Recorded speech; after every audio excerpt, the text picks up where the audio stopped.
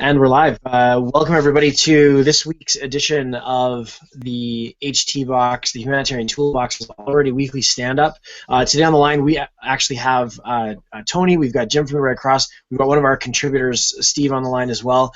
We are going to be talking. We've got some announcements. We're going to plow through with Tony and Jim, and then we're going to talk a little bit about the repository. And we're super honored to have Steve joining us for I think for the first time as a participant on the call, and we'll get him to talk a little bit about some of the work that he's been doing as well. So without further ado, I will pass it over to you, Tony. Sure, thanks. So what we're going to do is we're going to talk a little bit about what we've done so far with AllReady, what we've learned. We'll actually go through some work that Jim and I did this week in terms of sitting on a marker board and designing some stuff out from what we've learned as well as what's going forward. And in a moment, I'm going to toss to Jim, who's going to talk about sort of the next phase or the next opportunity we have for AllReady to get used by another group and actually become a core part of preparedness campaign. So Jim, if you're ready, I'll toss to you on that. And then when you're done, I'll start going through what that means with the evolution of requirements and what we need to build a little bit more in the app so people can use it. Sure. So first of all, the area that I represent, we refer to as our North Central Division. So that's basically everything from Illinois to Idaho. It's a pretty big area, 10 states. And so the focus has always been on trying to get the application ready to serve those states. However, we had the opportunity to work with the Northwest region, which is headquartered in Seattle, and they came to us. They saw that we had an application called getasmokealarm.org, which is basically a simple web portal where you can request free smoke alarm installations online. We talked to them about the AllReady project and felt that we could put those two items together. They've got some big events coming up in June, including a large event with a local utility company in which they're going to have thousands of people showing up, and they want to put the request portal in front of people so that they can make requests, but then they obviously need something to manage all of those requests when they get them, and that's where AllReady comes in. So what Tony and I did is we sat down, we thought about what would we need to make the application ready so that we could have it used by the Seattle region. That's what we're going to show you in a little bit. But the goal is to be able to handle that large kind of rally event that they're going to have in June, as well as all the subsequent appointments and all the other things that are going to happen throughout the rest of the summer. We thought it was a really good opportunity because not only do they, as an organization, have a number of people who can contribute in terms of ideas and feedback, but also it's an opportunity for us, less than a year after this application launched, to go and do something right in Microsoft's backyard and show them, hey, here's what you started, here's where we've gotten it in less than a year, and it's actually working. It's actually working in your neighborhoods. So that's the direction we're going. Of course, our division, the regions in our division, will benefit from this because we'll have an application that they can use also, and so we'll have opportunities to take it to, say, St. Louis and Minnesota and Boise, Idaho. So, but Seattle right now is going to be the target. That's where we're going to be setting milestones and dates to hit. And so when you look at the calendar, June and summertime seems far away, but it's actually coming at us pretty quickly. So we're going to have a lot of work to do, a lot of coordination, and an opportunity to bring a lot of new people in to work on the application. So we're really excited about having something to shoot for. Thanks, Jim. Yep, and so I'll run through a little bit of some of the requirements, some of the ideas we have around where the application needs to go. We're actually going to have a session with Jim's peer over on the West Coast in a few weeks to review some of the progress we make by then. And we've got an opportunity for, just like we've been doing so far, coders, for database folks, for all of that. And then we also are really going to have to start thinking about and have a push on the UX on the client side. So thinking HTML, CSS, JavaScript, as well as just general UX and user design, because it's going to be a big push and a great opportunity. It also means we're going to have a lot of people using this app who've never seen it before, and that means we need to kind of stop making it developer pretty and start making it sort of UX pretty. And so hopefully when I hit the screen share button here, I will be able to share my screen, and I'll start walking through, and obviously we'll post everything that I'm going to Great up online, as well as I'm going to break it down into, I've got a list of issues this turns into in my head and on a piece of paper I wrote while traveling, and this is going to get loaded up into the repository later today, tomorrow, so that everybody can start getting focused on what we need to deliver, both for what Jim talked about on the West Coast, as well as he said, for Jim in his existing area, so that as we start to do, Chicago's starting to thaw, although it's supposed to snow today, makes no sense, but Chicago's starting to thaw, and so once we get there, we'll start to be able to, actually have this be used by the folks that are going to be going out and doing smoke detector installations in and around Chicago as well. Yeah, we hope to go outside maybe mid-May. Yeah, it should stop snowing by then, and hopefully it won't be 90 degrees and humid. So hopefully you should see my screen. And so what this is this kind of Jim did a great job curating the screen caps with our phone from a marker board. And the idea is just kind of, I'll walk through this quickly. There's obviously a lot of detail here, but want to have this so people can kind of interactively see what we're looking at. As we've looked at how this has been used in exercise and thought about so far, and looking at what the next stage is, there's really 4 audiences or users, if you will, of the app. There's observers, and so those are going to be ones just looking at general status, how are the campaigns going, etc. Requesters, so think of that as somebody who's asking for assistance, getting a smoke detector in their home, etc. An organizer, that would be folks like Jim and others from the nonprofits who are coordinating all of this work, sort of the traffic cops, if you will. And then there's the volunteer, so those are the actual people who are signing up to deliver on these preparedness campaigns. And so I'll breeze through observers probably the fastest because we'll spend the least time here. This is really the outcome, and so you can see that between Jim and I, he's got better handwriting than I do, we did a lot of ideas around how do we visualize this. So imagine a getallready.org/impact, and the idea is that you could see where are we delivering and with this application across the country. Maybe the ability to tap on there and summarize some of the campaigns and see what are some volume numbers, number of volunteers, number of hours, number of deliveries made, etc. Over time, we want to think about how this could almost turn into a preparedness index, so that a community could go in and say, here's the 4 or 5 parts of preparedness, how are we doing across those, and just ways of your standard thermometer views and others over time, geographically, etc., being able to see this impact information. Again, we'll go through some more details of that, but wanted to go through observers quickly. If we think about requesters, this is a little bit new for the application. We've previously really thought about volunteers and organizers. And the idea with requesters is, as Jim said, they have a web portal out there that get a smoke alarm. And we want to think about, for campaigns where we're delivering to individuals or to households, how can we bring that user in? And so you'll see sort of the black is the idea of what's a flow or screens, and the green is sort of where we think the technology play comes in here. So we're thinking there's really 2 different ways. One is you can have it something that the organization themselves creates, or a third party. Think of a landing page, gather some fields, and then it needs to call an API. And so the idea is, we can have an API into our system so that we can log these requests. We can gather the pertinent information, and then in a moment we'll see how that surfaced to organizers.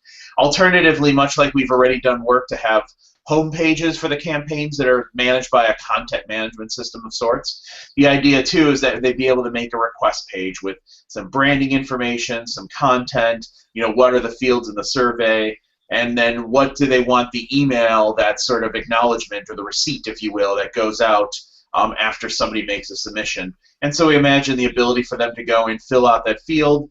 They get a confirmation, some type of a request code, so they can come back. That's obviously going to be emailed out, and then we will also sort of store that in our database. One of the principles we're focused on is we don't want to make the last application ever. We don't want to solve every one of the possible problems here. So we figure we're not going to necessarily get into how the communication continues, tracking status, some of those other things right now. That's going to be between the organization and the individual, but we want to give them the tools they need to coordinate the volunteers for a request. On that topic of not recreating everything too, Tony, I think we should probably look at possibly looking at some third-party integrations that provide survey support, because that might be an easy way to plug in, and for a lot of nonprofit stuff, they're willing to hand that over, so that might be an option for us too. Yeah, in fact, that's something Jim and I talked about, is can we look at, whether it's SurveyMonkey, Wufoo, whatever that list is, and figure out, yeah, our goal is to reuse and benefit from the work of others as volunteers, not to have to recreate everything. Exactly, and if that list just posts back the new entry of the requester and the results of the survey, then we don't have to deal with any of the collection or anything like that. We just have a line entry that is just a lot easier for us to track. Okay, great, thank you. Yeah, absolutely. And so really this is it for requesters. Obviously there's details and there's issue stuff that will go in here, research like we just talked about. But the idea is that we just want enough so that the organization can start to get information about where these installs, about where these specific activities need to go, because that's really going to drive the organizer workflow. I'm actually going to jump ahead for the itinerary. One thing I want to just note real quick about requesters is that we see this kind of landing page where all of the organizations are highlighted, so that you can see the scope of services that are being offered, which I think is that image kind of in the upper right-hand corner of that page. So if you scroll down one more. Oh yeah, there as well. But also if you scroll down, yeah, in the upper right-hand corner you see whether it's Red Cross or CERT teams, or we have an organization called Center for Neighborhood Technology here, that you see all the things that are available in one place. Now that might point back to get a smoke alarm, but people would come to AllReady first as that jumping off point. Yep, great point. Okay. And so we'll talk about organizers next, and I'm going to skip down since we were just talking about requesters, and so I'll jump around a little bit. And so if you remember, we had issues out there where we had type T, type A, and type D, if I'm not mistaken. It was sort of, if it was sort of task managed, deployment managed, or activity managed.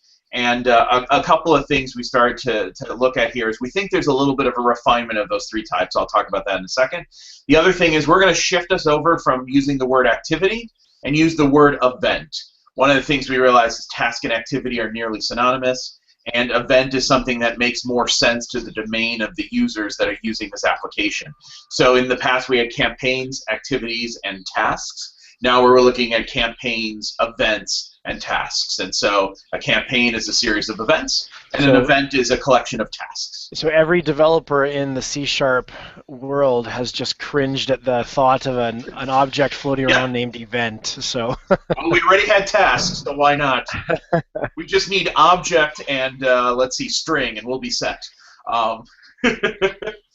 And so what we did is we broke out the two types, and so we're really thinking about it. For right now we're calling this itinerary. It's what was deployment managed, and the other one is that is what was previously called activity managed, which is really now sort of event. And so from an itinerary point of view, I'll walk through these numbers in a second. But what we're really focused on here from a user point of view is we need to have a set of events. And those are going to have tasks, and those tasks are really going to turn into itineraries that get delivered.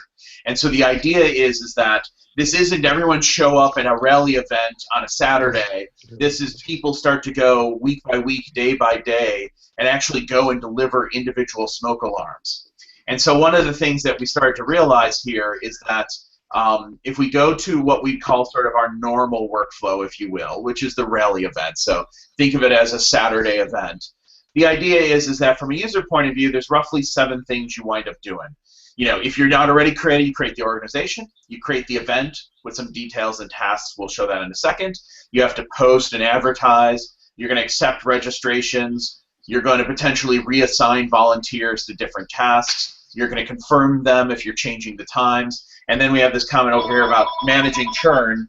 The idea is that there's going to be churn because someone's going to decline, someone's going to be late.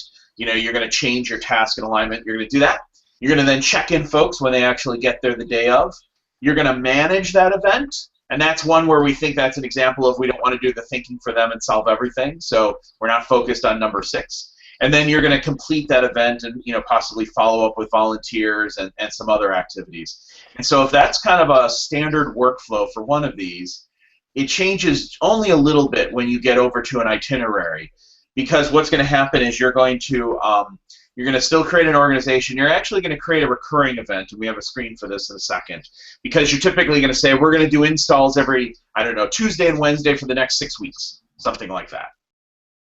All of the assignment and all of that is the same, but what you're going to start to do is, from your volunteers, you're going to build teams.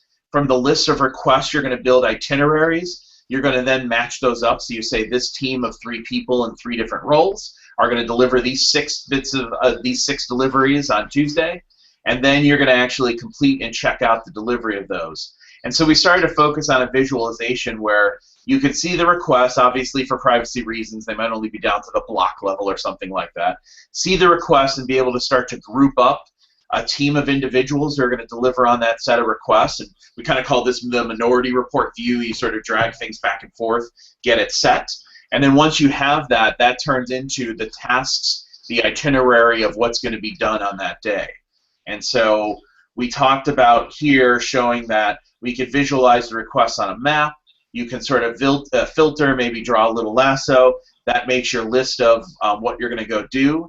And then you can take the people who have volunteered on particular days and assign them to a team and sort of save that itinerary together. So in the past, we talked about deployments, and really we think it's itineraries, which I guess is getting rid of one technical word, so we're doing a little bit better there. And an itinerary is that group of requests and the team that's going to go and deliver that.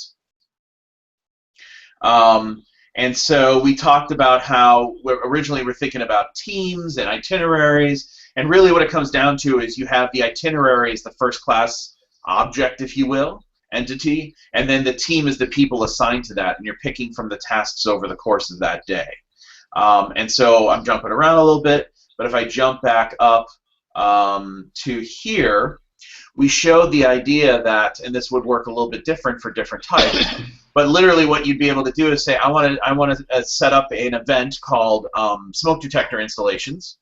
I'm going to say that it's going to go from, and there's different ways to do recurrence. It's going to start on the 1st, it's going to go to the 31st, it's going to be every Tuesday or Wednesday or whatever, and either we'll do a set of tabs or do a calendar sort of screen, and you'll be able to set up the tasks on there, and you'll be able to say, you know what, I need drivers from 8 to noon and 12 to 4.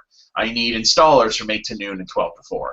I need ladder holders, or whatever the other roles are, and you'd set those up, and people would volunteer for those tasks, and then it's the volunteers for those tasks you'd assemble together in teams.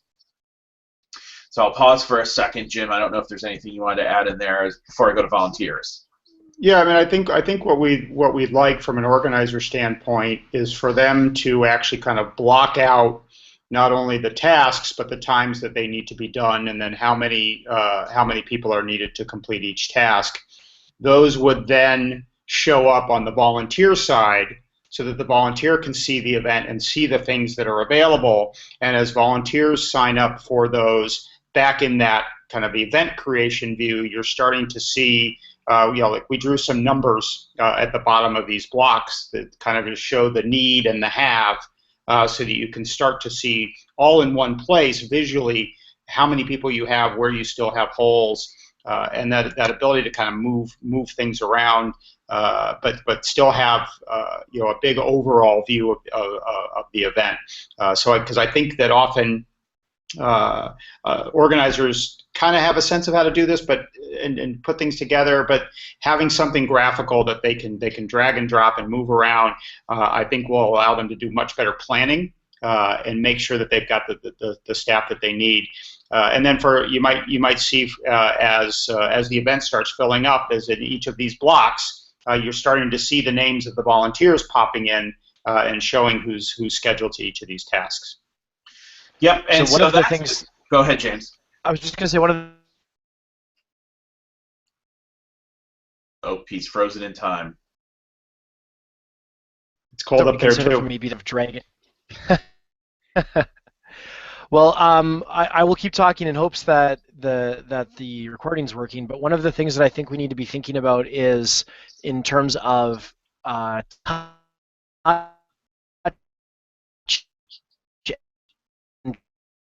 just an event trying to manage 200 volunteers walking in, for example. So just something to think about when we're exploring what the UX is actually going to look like. Yeah, we caught most of that doing your Max Headroom imitation there, but yeah, we definitely, That's where we said UX is increasingly becoming something we need to focus on, because we're starting to get with a lot of data, a lot of visualization, and it's going to quickly sort of make or break how somebody uses it. And so you're starting to see, and we'll think about creatively. It's very easy to draw on a marker board, and we'll figure out how it translates, but you can start to see we're getting more sort of graphical layout visualizations here, you know, sort of being able to see tasks. Here we were talking about almost being able to see tasks. Once you start thinking of a calendar view, you can almost group these up to say, you know, these first two columns are sort of, you know, setup and teardown. The next one is work. The next one is something else. So there's going to be a lot of aspects that maybe you click and it's a pop-up, you edit it. I mean, it's starting to look like, you know, an Outlook web access or, you know, any kind of calendaring you've seen elsewhere. The other thing, I'm jumping around a little bit, but we've even, you know, once we start talking about like how this recurs across multiple days, calendar views, you know, all of that, you know, visualizations with maps, you know, sort of a calendar view where you click on a day of potential installations and see what the itineraries you have and the team assigned. You just really start to get a sense that the UX and the visualization is going to be key here. And so a couple quick things before we move to volunteers. We realize that sort of the rally type event is sort of a simplified version of that. It's simply the fact, this is what we kind of before called activity or task managed. It's simply the idea that you have people signing up for tasks. Tasks are within a single day or a couple of days, and you just need sort of bodies to fill there. And one of the things we came up with, which I think is good, the definition of a task is it's the unique combination of skills, time, and place. So you'll make a second task when either the time, the place, or the set of skills you need for volunteers is different. So if you're looking at, you know, from 7 to 9, we're going to do setup. And from 4 to 6, we're going to do teardown. Those are separate because of time, but you might have another block where you have people doing carpentry, and so there's a particular skill you need there. So it's good that we're starting to get the feedback and starting to really define the entities here. So before we get too boring, oh, one other quick thing. We also previously had the idea of a higher level management, and what we realized is that's actually just a special case. If you just have a single event or a single task, like we need 10 people to come and assist at a presentation on Tuesday, that's easy. That's just exactly like Rally. It's just with one activity or one event or one task. So we can start to simplify some of the logic we're working on. Does that mean that steps 4, B, and C become optional in those scenarios? Because I'm thinking of like in the name of safety, cleaning up a community park and getting, you know, a group of people out to come and clean up the park, make sure there's no sharps and things like that around. And you're going to rally, you're going to get them all out, you're going to give them bags, do a safety, like a toolbox stand-up kind of thing, and then send them off for an hour. There's not really, I mean, I wouldn't want to force an organization through the steps of assigning volunteers in that Right. case. It's just accept registrations and show up, right? Yeah, you'd literally basically... That's the idea. You can press it down. It's simple. Yeah. You basically say, I got a single event. It's, you know, clean up the park. I've got a single task, clean up the park. I want 20 people. That's it. They sign up, they go right into that task, and you're done. Okay, so switching over a little bit to volunteers. One of the things we did is we looked at a number of other sites, got some inspirations for workflow, drew lots of versions of this box. You'll notice very little erasing. This is because it's the 3rd or 4th version of what we drew on the marker board, because it's easy to erase the marker board and start over. But our idea is thinking about what does almost sort of a homepage for a volunteer look like? What is a volunteer dashboard, so once you've logged in or volunteered before, and then what happens when you're looking at stuff.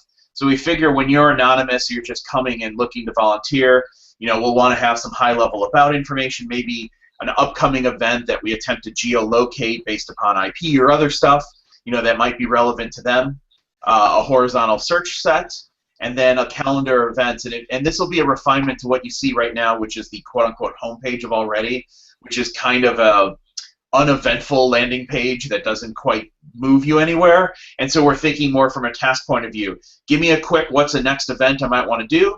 Allow me to search and show me some stuff in a calendar view. We also, of course, as a nonprofit, will make sure on most pages we note that we're all volunteers and that you can donate your time or money to help us, because that's what you do when you're a nonprofit, is mention that a lot.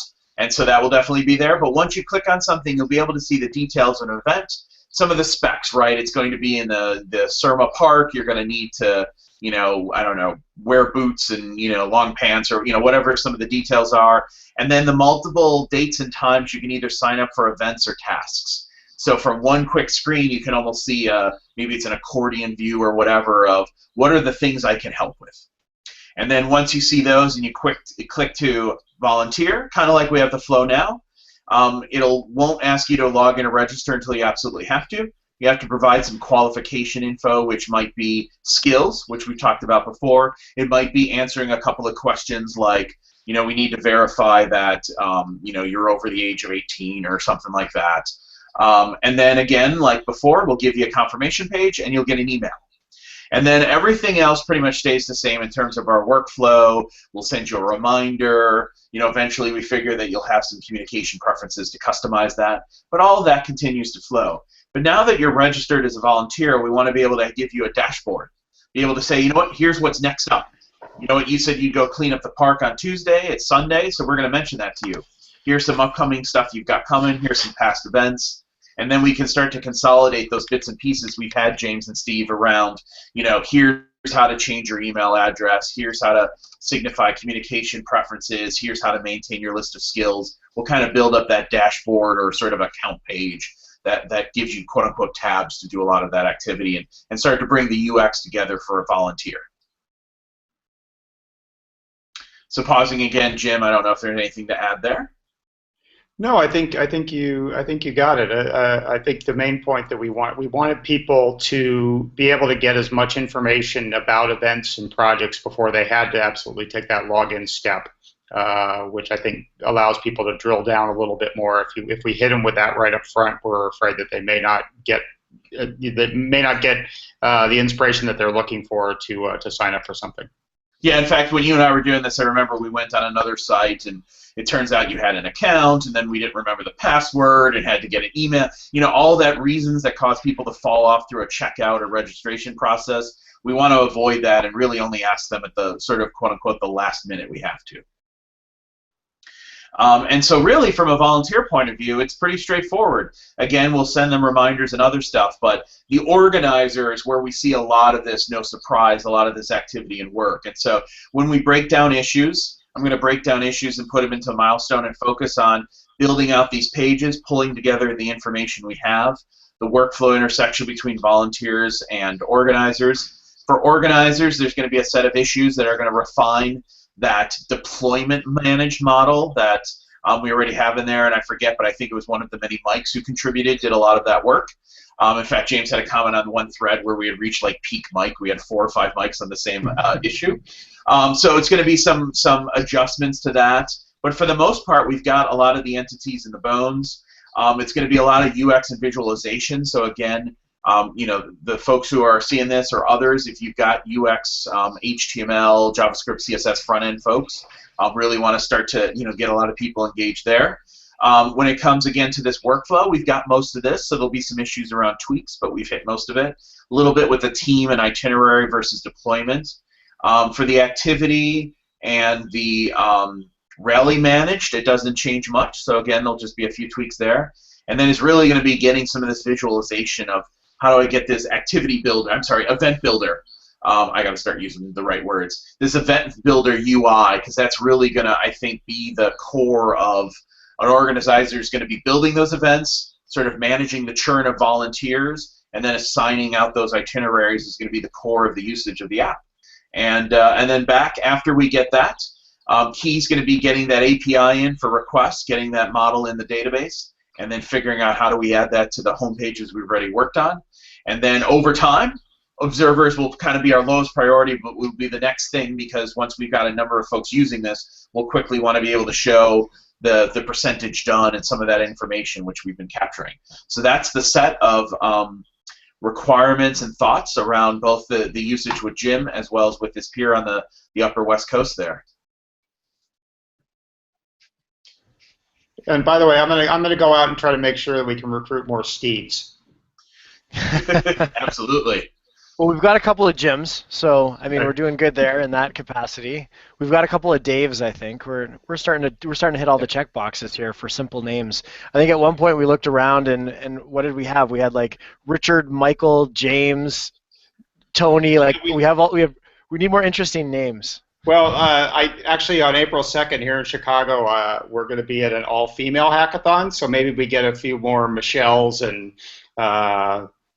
Jennifer's and Stephanies and Jennifers. Yeah, the main thing I will say from a humanitarian toolbox point of view, both on this and with others, is we've got several things we're focused on in 2016. One of them is opening up more opportunities for other folks to engage in open source. And so we're looking at diversity. We're also looking at folks who can't just volunteer their time for free and figuring out how we can almost do sort of paid internships or other things over time. So there's a lot of aspects because we both want to get as great a body of people volunteering for the benefit of the projects, but also for the benefit of the volunteers so that more and more people get opportunity in open source. Absolutely. And I wasn't going to bring that up, but that's actually something that we're looking to do for us at the Red Cross is to actually create some internships around some of these projects. Excellent. That'll be some wonderful opportunity for folks to be able to come in at all levels. And we are going to definitely need to, that we've had a lot of folks who are really strong in the back end so far. And as you've said, making a developer pretty, very listy, very clicky, very not necessarily what we would want to be doing if we were trying to put it in front of people who were walking up and had never seen it before. Right. So day of people who are just looking at it for the first time.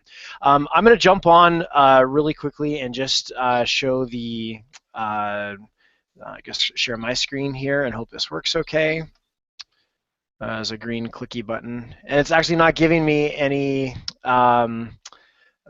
when I click share, it's actually, I know this is a bug with Google Hangouts, it's actually not letting me share my screen, but I'll run through a couple of things really quickly. I just want to say in the last couple of weeks, we pushed through over 1,000 commits on this code base, which is amazing. Like, I mean, when you consider that these are volunteers that are putting time in to do this, each commit can represent anywhere from 20 minutes to an hour plus, sometimes 3 or 4 hours worth of work, and when you're doing these digestible pieces. So over 1,000, I think we're actually at 1,200 commits so far.